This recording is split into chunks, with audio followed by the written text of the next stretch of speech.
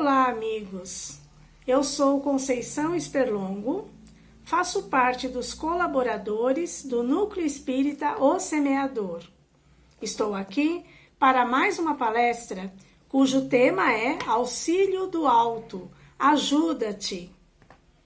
Este tema teve como base este livro, que é o livro da Esperança, que foi psicografado por Francisco Cândido Xavier e é do Espírito Emmanuel.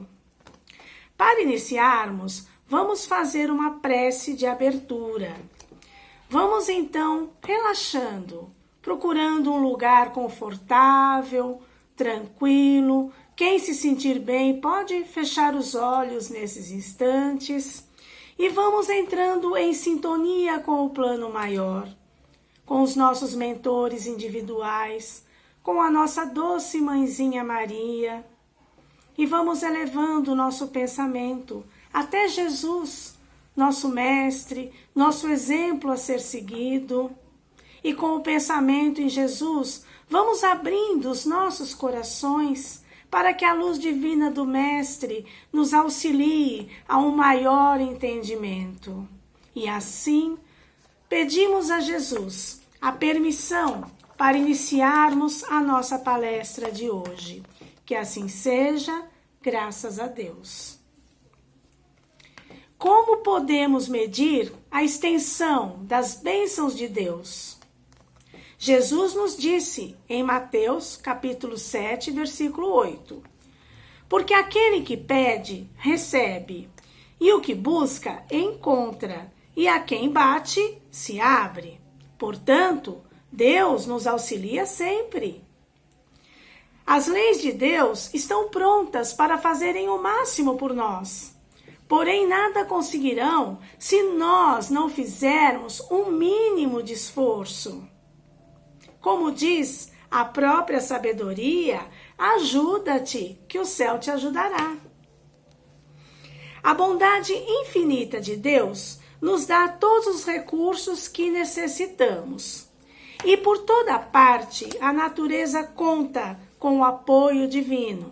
Mas é indispensável o esforço humano.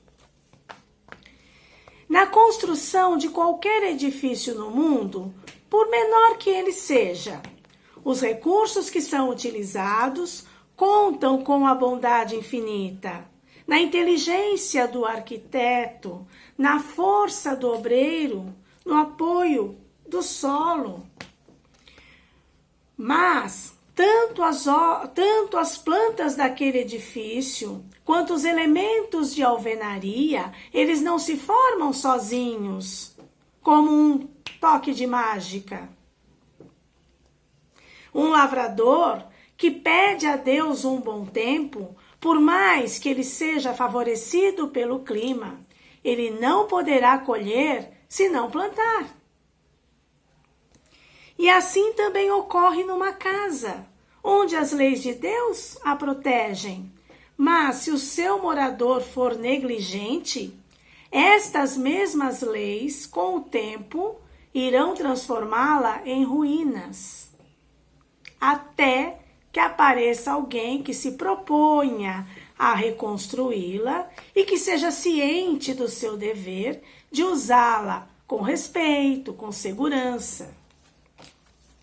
Desta forma, entendemos que vivemos como em uma imensa propriedade do Criador, onde as nossas responsabilidades crescem à medida dos conhecimentos que nós vamos adquirindo e que nos auxilia a sairmos da ignorância, nos ajuda a nos reerguermos para poder sentir a luz do Mestre. E com isso, nós já estaremos em condições de auxiliar os nossos irmãos.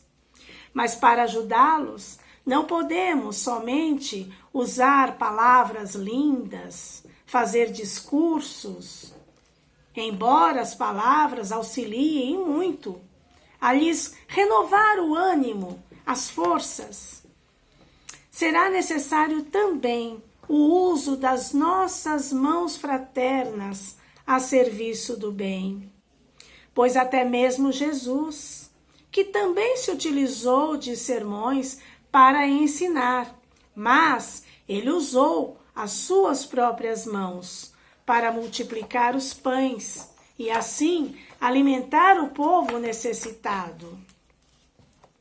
A vida sempre responderá às nossas solicitações conforme a nossa conduta. Se buscarmos água limpa em um poço, agitando o fundo dele, nós só encontraremos o lodo.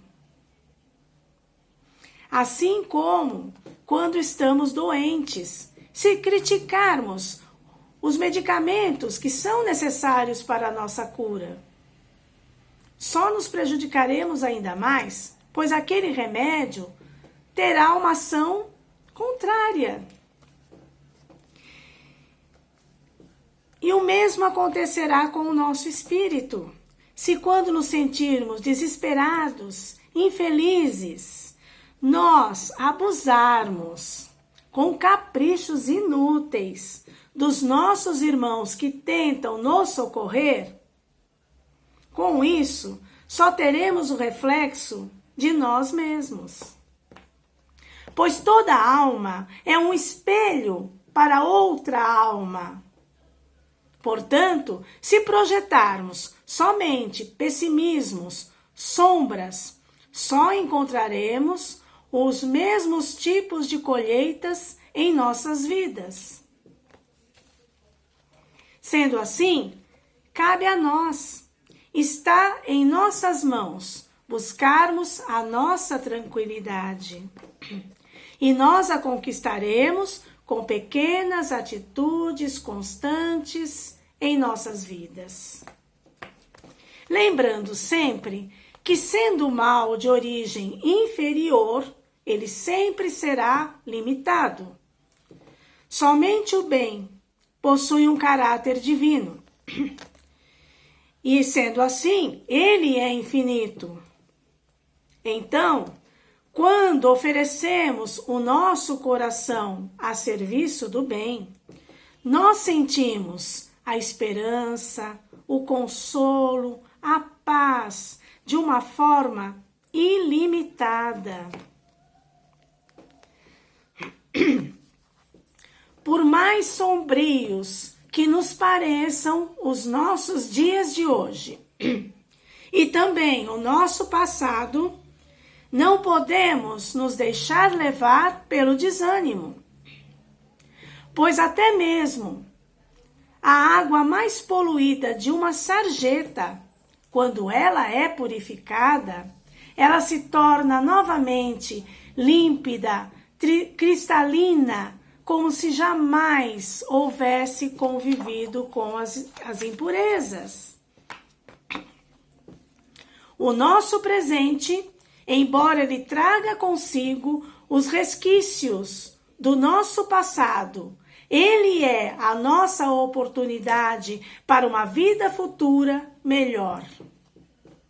Portanto, se desejamos sair das trevas, temos que decidir nos aprimorarmos, trabalhando com humildade em busca da luz. E podemos começar adquirindo o hábito de iniciarmos os nossos dias sempre com a oração, agradecendo a nossa vida, agradecendo a mais um dia, mais uma oportunidade, na certeza do amor de Deus por nós, valorizando os nossos minutos, pois o tempo não volta. Precisamos cumprir com todas as nossas obrigações, trabalhando com alegria, com disciplina, fazendo todo o bem possível com simplicidade e usando sempre de gentilezas, começando em nossos próprios lares, valorizando aqueles que compartilham a existência conosco, aprendendo a perdoar, sem impor condições para o perdão. Pois irritar-se será sempre o caminho mais rápido para perder. Temos que compreender as lutas dos nossos irmãos, para que eles também nos compreendam. E se buscamos a nossa paz, precisamos ser fiéis a nós mesmos, pois sempre receberemos conforme o nosso merecimento. Está no Evangelho segundo o Espiritismo, é o capítulo 25, no item 3. Desta maneira, serás filho das tuas obras, terás delas o mérito e serás recompensado de acordo com o que hajas feito.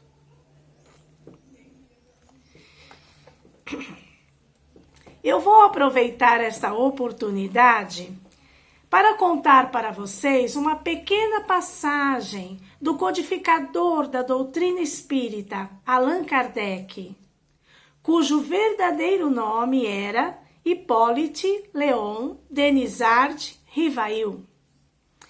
Ele foi educador, escritor, tradutor, era mestre em letras e também em ciências, conhecia e falava várias línguas, além de diversas outras atividades que exerceu no decorrer de toda a sua vida.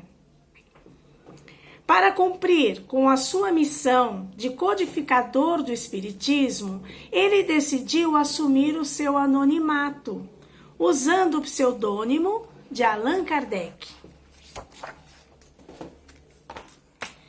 Numa certa manhã fria de abril de 1860, Allan Kardec estava em sua casa e se sentia exausto, desanimado.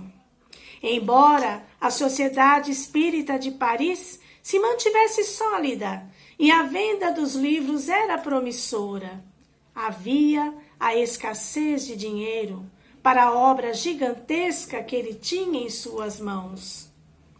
A pressão sobre ele aumentava cada vez mais. Ele recebia cartas sarcásticas, com críticas, constantemente.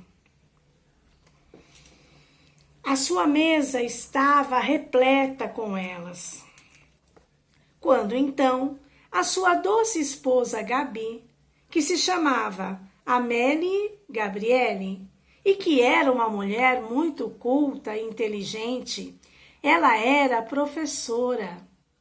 E além de ser a sua amorosa esposa, ela também colaborou muito para que ele pudesse cumprir com a sua missão. E ela então lhe entrega uma encomenda. Quando ele abriu o pacote, encontrou uma carta que de forma muito respeitosa o agradecia. Essa pessoa que lhe enviou essa encomenda era um encadernador desde a sua infância, e ele então lhe contava a sua história. Ele havia se casado há 2 anos com o grande amor da sua vida, e eles viviam muito felizes, até que, subitamente, a sua esposa faleceu. E ele então entrou em profundo desespero. Perdeu a sua confiança em Deus, perdeu todas as suas forças, até mesmo o seu trabalho estava por um fio, devido ao seu estado lastimável. Ele começou a pensar em suicídio. E por dias e noites de terríveis angústias, planejou se jogar no rio Sena, uma vez que não sabia nadar. Até que, decidido, ele foi até a ponte Marie, contemplou a correnteza do rio, e quando colocou a sua mão no parapeito para subir e pular, ele sentiu que algo lhe caiu aos pés. E surpreso, viu que se tratava de um livro que estava até úmido pelo orvalho. Então ele, irritado com aquilo, mas curioso, ele abriu o livro e leu a dedicatória que estava na primeira página e que dizia: essa obra salvou minha vida. Leia com atenção e tenha um bom proveito. E estava assinado A. Laurent.